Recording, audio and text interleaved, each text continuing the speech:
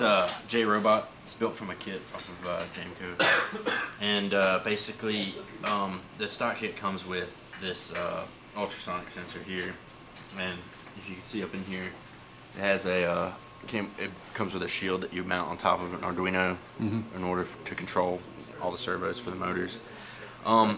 When first running it, I had a few problems as far as not being able to sense anything down here. So we had a bunch of IR sensors laying around, so I rigged one up right here so it can detect things down lower. So it's got two sensors for detecting things. The bottom one's static. This one moves around like eyes. Okay, so let me see the wiring on the back here.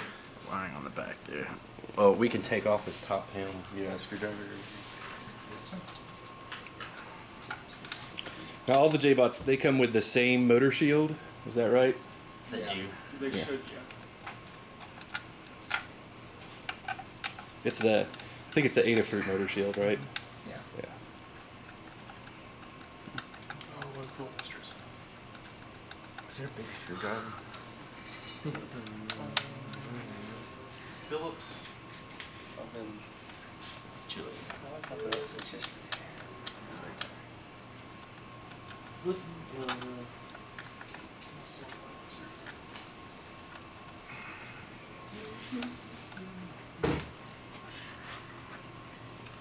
So here's the wires. I rigged up. It came with a battery pack to run the Arduino that fit 6 AA batteries, but that's just 9 volts. So I just rigged up a 9-volt battery pack. Okay. And here's all the wiring. Here's the motor shield on top there. Motor control shield. So these 4 connectors here, the blue ones, 1, 2, 3, and 4, are 4 individual motors. The left ones connect to this side, and I think the right ones connect to this side. Okay, so here, here, and here, and then these guys. These guys are extensions of the over here. These are just powers. One's power and one's ground, and then this is an extension of the analog pins off of the Arduino. Okay, and so then you've got your sonar coming down here, and then through the motor shield at one point? And into the analog pin, which is running into what is an extension of analog 0. And then I have the IR running into an extension of analog 1. Alright, so IR is analog, and you're using sonar as serial, right? So you get actual data rather than just zeros and ones, Right. effectively.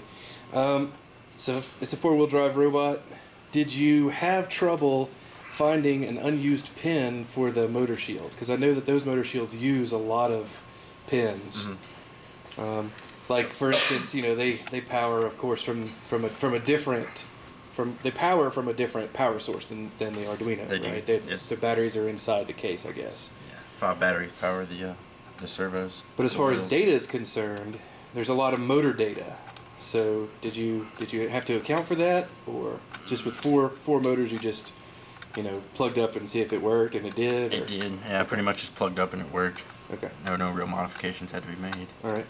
That's good, because I've seen that data sheet. I've actually used that shield before, and if you put a lot of motors on there, then it uses a lot of different pins. So if you put maybe one more motor on there, you might not have had enough pins to do what you needed to do. Too good enough. All right. All right, so choose someone to set it down for you. Who wants to set it down? Just because I'm close. Put it in the corner, maybe.